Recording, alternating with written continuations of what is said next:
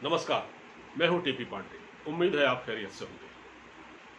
उत्तराखंड में मुख्यमंत्री पद का उम्मीदवार कौन होगा, इस राज से पर्दा लगभग उठ चुका है। मनीष सिसोदिया ने कहा है कि आम आदमी पार्टी के उम्मीदवार कर्नल अजय कोठियाल हो सकते हैं। अभी ये 100% दावा नहीं, मैं भी नहीं कह रहा। असल में मनीष सिसोदिया जो दिल्ली के डिप्टी सीएम है और शिक्षा मंत्री भी है, वो 2 दिन के रुड़की दौरे पर थे, जहां उन्होंने पब्लिक की नब्ज टटोलने की कोशिश की। वो अपने कार्यकर्ताओं से मिले, तो इस दौरान उन्होंने एक सवाल पूछा था कि आपका मुख्यमंत्री कौन हो, क्या वो करप्ट राजनेता हो या देशभक्त फौजी। इस पर अजय कोठियाल के समर्थन में कुछ आवाजें उठी। अब वक्त बताएगा, लेकिन फिलहाल ये संकेत मिल गया है। इधर हरीश रावत कांग्रेस के उम्मीदवार होंगे, ये भी लगभग तय हो गया है, क्योंकि हरीश रावत एक पुराने राजनेता हैं, उत्तराखंड से आते हैं और मंत्री भी रहे हैं केंद्र में, उत्तराखंड के मुख्यमंत्री भी रहे हैं। साथ ही वो पहाड़ को अच्छी तरह जानते हैं, एक खालिस पहाड़ी व्यक्ति हैं जो कि पहाड़ को अच्छी तरह जानते हैं। तीसरे हैं पुष्कर सिंह धामी, जो बीजेपी के मुख्यमंत्री हैं। आगे चलकर इन्हीं को प्रोजेक्ट किया जाएगा, ऐसा लग रहा है। आखिर अंत में कुछ ऐसा कोई बदलाव न हो, लेकिन फिलहाल तो ऐसा लग रहा है कि इनके नेतृत्व में ही चुनाव लड़ा जाएगा। मैं खासतौर से आम आदमी पार्टी की बात इसलिए कर रहा हूं क्योंकि आम आदमी पार्टी ने जो ऐलान किया चुनाव लड़ने का, 63 सीटों पर उन्होंने ये सर्वे कराया था कि इन सीटों पर हम बढ़त ले सकते हैं। लेकिन उत्तराखंड जो स्टेट है, उसकी स्थितियां बड़ी जटिल हैं। उत्तराखंड एक ऐसा राज्य है जिसकी सीमाएं चाइना के बॉर्डर से लगती हैं और चीन हमारा सबसे बड़ा दुश्मन है आज की तारीख में। चीन इन्फिल्ट्रेशन करता है, अभी उत्तराखंड की ओर से भी इन्होंने इन्फिल्ट्रेशन किया था। हमारे उत्तराखंड में की जो सीमा है नेपाल से भी लगती है और चाइना से भी लगती है। तो नेपाल से तो कोई ऐसी बात नहीं है, लेकिन चीन से बहुत बड़ा खतरा है। तो कहने का मतलब यह है कि उत्तराखंड एक बहुत ही सेंसिटिव राज्य है, बहुत संवेदनशील, उसकी सीमाएं बहुत सेंसिटिव हैं। चीन के बॉर्डर से लगती हैं, पिथौरागढ़, धारचूला यहाँ से लगती हैं। तो इनको उत्तराखंड में हमारे देश को एक ऐसा नेतृत्व चाहिए जिनमें पॉलिटिकल मैच्योरिटी ज़्यादा हो, पॉलिटिकल राजनीतिक परिपक्वता जिसे कहते हैं। हमको ऐसे लीडर चाहिए जो ये भी देखें कि वहाँ सीमावर्ती क्षेत्र में जो दूर दराज के इलाके हैं, जो दूसरे देश की सीमाएं लगती हैं जहाँ से, वहाँ वो नज़र रख पाते हैं नहीं, वहाँ वो डेवलपमेंट कर पाते हैं नहीं, क्योंकि वहाँ विकास ज़्यादा करना है, क्योंकि वहाँ तक न चिकित्सा सुविधाएं पहुँच पाती हैं अच्छी तरह से, न वहाँ शिक्षा। देखिए, जो दूर दराज के इलाके हैं, पहाड़ों में क्या होता है, जीवन बहुत कठिन है। पहाड़ों में जीवन आसान नहीं है, लोग कई कई किलोमीटर आज भी पैदल चलते हैं। चिकित्सक जो होते हैं, डॉक्टर, वो भी समय पर, कहीं अगर उनकी दूर पोस्टिंग है, कहीं जैसे पिथौरागढ़ की किसी सीमा पर किसी अस्पताल में, या खटीमा की सीमा पर जो नेपाल से, तो वहाँ पर उनको आसानी से वो पहुँच नहीं पाते, उनको पहुँचने में देरी लगती है। फिर उत्तराखंड का अपना मौसम है, वहाँ कभी भी अनिश्चित मौसम रहता है। तो कभी मौसम अगर ख़राब है, ज़्यादा बारिश हो रही है, बर्फ़ हो रही है, गिर रही है, तब भी वहाँ न चिकित्सक समय पर पहुँच पाते हैं, न शिक्षक पहुँच पाते हैं, और शिक्षकों को कई कई किलोमीटर दूर पैदल चलना पड़ता है। वहाँ मतलब पहले वो उनको किसी वाहन का सहारा लेना पड़ता है, फिर वो पैदल चलते हैं। तो बहुत मुश्किल हालात हैं उत्तराखंड के। उत्तराखंड के हालात दिल्ली जैसे नहीं हैं। दिल्ली में तो दुनिया भर की सुविधाएं हैं। दिल्ली का समाज तो सुविधा भोगी है। यहाँ तो सुविधा भोगी संस्कृति वाले लोग हैं दिल्ली में, जो सरकार से फायदा भी उठाते हैं और सरकार को गाली भी देते हैं। लेकिन उत्तराखंड में ऐसा नहीं है।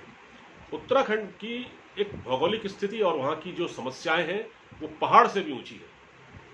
तो जैसे कि मैं आम आदमी पार्टी की बात कर रहा हूँ, आम आदमी पार्टी ने जिस तरह से वो ऐलान किया, अगर आम आदमी पार्टी को ये लगता है कि कांग्रेस और बीजेपी वहाँ पर सही सरकारें देने में नाकाम रही, शिक्षा देने में नाकाम रही, चिकित्सा सुविधाएं देने में नाकाम रही, रोजगार देने में नाकाम रही, तो उनको इस क्षेत्र में बहुत काम करना पड़ेगा। ये वो क्षेत्र हैं जिनमें उनको बहुत काम करना पड़ेगा। उत्तराखंड में जो प्राइमरी स्कूल है करीब 2500 से ऊपर है। शिक्षक वहाँ पढ़ा सकते हैं, वहाँ के छात्रों में टैलेंट है, वहाँ के लोगों में टैलेंट है। मैंने खुद देखा है उत्तराखंड से, मैं खुद वहीं का हूँ। मैंने देखा है कि वहाँ स्कूलों में क्या स्थिति है। स्कूलों में अच्छे टीचर नहीं हैं, वहाँ पढ़ सकते हैं लोग, टैलेंट बहुत है लोगों के अंदर, प्रतिभा संपन्न लोग हैं, संवेदनशील हैं, देशभक्त लोग हैं और जज्बाती हैं। वहाँ का आदमी ईमानदार है, तो उसको आसानी से आप बेवकूफ़ नहीं बना सकते। मैदानी इलाकों में लोग फिर भी थोड़ा सा बदले हुए हो सकते हैं। जो तराई का इलाका है उत्तराखंड का, जिसमें हरिद्वार व ये क्या कहते हैं, उधम सिंह नगर, बाजपुर, गदरपुर, किच्छा, खटीमा, ये जो इलाके हैं, ये तराई के जो इलाके, हल्द्वानी वगैरह है, इसमें तो लोग थोड़ा सा 420 टाइप होते हैं। लेकिन पहाड़ का जो इलाका है, जो मेन उत्तराखंड का जो जहाँ पहाड़ी इलाका है, जो जिसकी सीमाएं हमारी चाइना से मिलती हैं, नेपाल से मिलती हैं, ये लोग बहुत समझदार लोग हैं। तो ये आजमाइश का वक्त है उत्तराखंड में आम आदमी पार्टी के लिए। आम आदमी पार्टी अगर वहाँ एंटर होना चाहती है तो उसको एक पॉलिटिकल मैच्योरिटी हमेशा दिखानी पड़ेगी। सिर्फ बिजली देने से, क्योंकि आपने बिजली दे दी, बिजली का आपने 4-5 ऐलान कर दिए कि आपने कहा आपको 300 यूनिट बिजली फ्री मिलेगी, 24 घंटे बिजली मिलेगी, किसानों को फ्री मिलेगी, ये सब आपने ऐलान कर दी, बड़ी अच्छी बात है। दिल्ली में भी आपने इसको लागू किया, उत्तराखंड में भी आपको लागू करना पड़ेगा, लेकिन दिल्ली जैसी स्थिति उत्तराखंड की नहीं है। और उत्तराखंड का जो इलेक्ट्रिसिटी बोर्ड है या जहाँ का जो पावर कॉरपोरेशन है, उस पर करोड़ों रुपए का कर्ज है, मतलब वो घाटे में चल रहा है। तो अब बहरहाल आपने ऐलान कर दिया है तो आप देंगे, लेकिन मेन जो आपको मूल काम करना है उत्तराखंड के लोगों का, उनकी भावनाओं को समझते हुए, क्योंकि इस पहाड़ी राज्य का गठन सिर्फ बिजली फ्री पाने के लिए नहीं हुआ था। इस पहाड़ी राज्य का गठन हुआ था वहाँ के लोगों को अच्छी शिक्षा मिले। जिस तरह से वहाँ पर भूमाफिया सक्रिय है, भू कानून को लेकर एक आंदोलन वहाँ चल रहा है, बाहर के लोग वहाँ आकर प्रॉपर्टी खरीद रहे हैं अनाप शनाप, वहाँ के लोगों के पास पैसे नहीं है उतने, वो बेचारे काम की तलाश में उत्तराखंड से बाहर निकल के मैदानी इलाकों में आ गए। क्यों आए? क्योंकि उनके पास वहाँ अवसर नहीं थे। क्या आम आदमी पार्टी वहाँ की जनता को, क्योंकि उत्तराखंड की जो जनसंख्या है वो 11 करोड़ से ऊपर है, 11 करोड़ से ऊपर, तो क्या उनको सारी सुविधाएं, चिकित्सा, स्कूलिंग, अच्छी स्कूलिंग, चिकित्सा, रोजगार और वहाँ का जो पलायन की जो समस्या है, क्या इस पर फोकस कर पाएगी? क्या इनको वो दे पाएगी?